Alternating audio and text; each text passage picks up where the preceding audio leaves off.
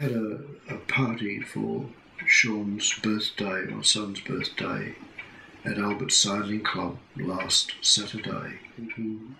This is the first time I've really sensed a family gathering.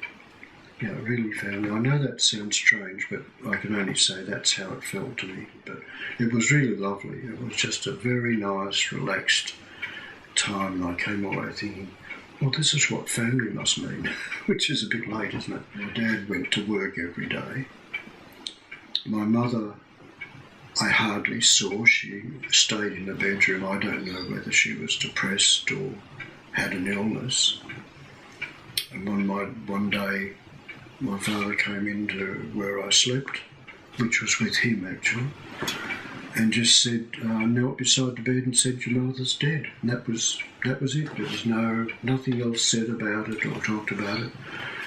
I remember the funeral. We went to somewhere in Hurstville, but I sat in the car and I don't know what happened. I wasn't involved in it. We never had friends over. I never had brothers or sisters.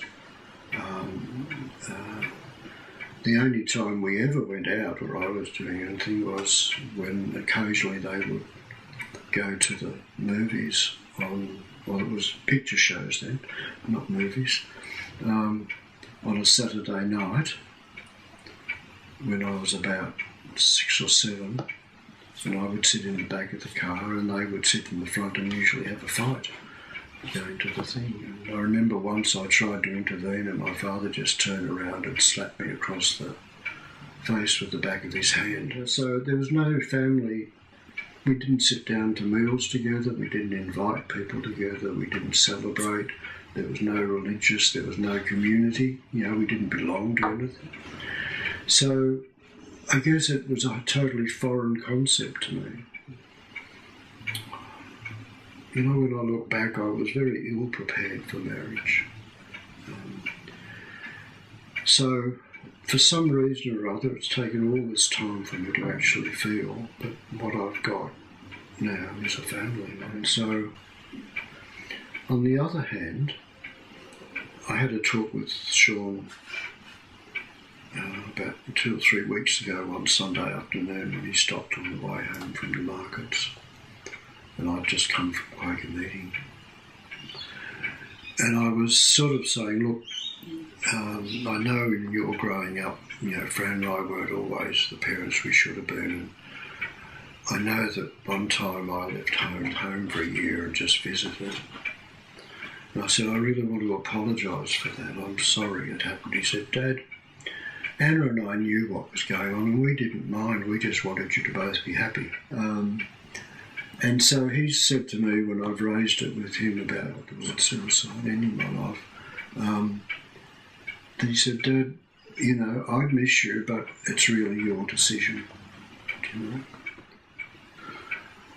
Actually, it's been on my mind all this week, thinking about it constantly. And I don't know how long I'll last, actually. I get those various things. Should I stay till the life my father lived? He was 77. Or how do you decide a time? How do you decide? I've been surrounded by old people lately. And visiting Mervyn in New South Wales, I went up, going into this hostel, and I said, where were we then? So we sat in the lounge, a waxworks, and walking around and seeing all these images of people sitting, but they weren't alive. I don't want this. I really do not want that. I don't want the kids to see that. I'm going on this sort of retreat to the Benedictine Centre in Camperdown on Monday, Tuesday, Wednesday.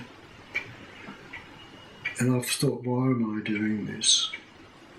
The peaceful time to reflect, but there's a part of me that would like to believe there is some sort of God, there is some sort of purpose. But I can't. I don't see any purpose in life. The frightening thing is sometimes the notion of not believing in not having a theistic belief is a lot of responsibility, because you've got to be responsible for the decisions you make about life. You can't palm it off onto someone else. I belong to the Methodist Church, now Uniting Church. I've joined the Anglican Church, I've joined the Catholic Church, and I'm Quaker. And I've searched. My life has been a search.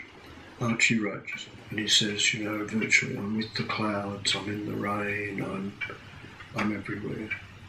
And I believe that. I think I've always said I'll come back as a cloud. I think we're composed of all these things, atoms, neurons, whatever, that are part of the original creation. And God, and the other terms, as basically trying to say there's a transcendence we don't understand. You become part of it. It's to be free. And when I listened to this Archie Roach, I almost cried this song. He was talking about being free, and I thought, overwhelmingly that's what I want. I feel my body's tired, I feel my mind's tired.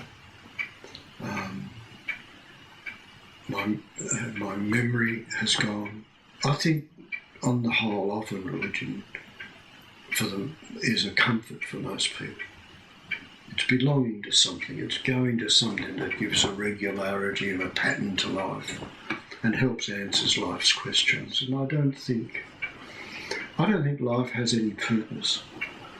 It just is life, and it goes on, and it's dispassionate. We constantly try to put a design on life and a purpose on it, because it's too frightening to think otherwise. I think it's too frightening to think that there's no purpose. So I think in the end with suicide, it's entirely up to me. I know the arguments about selfishness and that, but there's got to be a rational side to it too. In some ways, I know my daughter is struggling and she wants to change from teaching a bit. She's got the mortgage, which takes about 30% of her salary. I know my son's in the same boat, but I would like to take those burdens from them. I would like to, at least by the selling of my property and cashing my personal super, that can take that burden off and leave a bit left over. When I haven't been a good parent, because I wasn't a good father.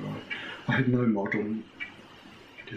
I knew nothing really about parenting. I knew nothing about having brothers and sisters. I had no modelling in a sense. But somehow in my mind, I wanted to go to church. No idea why. And I wanted to get married. I'm not sure that I should have done that. Also wondered whether I wanted to be in an order, not married, and just have a focused life. And so my mind's empty. It's just empty. It's got ideas in and things I've talked about, but as for facts, there's very little. And my memory's getting worse and worse and worse. It's like sort of, you're hanging onto something, the side of a cliff or something, and you really, your fingers getting tighter holding on and so forth, until a stage you can't and you've got to let go. And that's how I feel about my life. I'm just hanging on to it. I don't understand. Sometimes I think the world, this planet, would be better off without human beings. I think there are some lovely things that happen, there are some good things that happen, I don't deny that, and stupidity all around us. And I think this planet would be much better off without the human race. I think we've been so destructive as people, so destructive.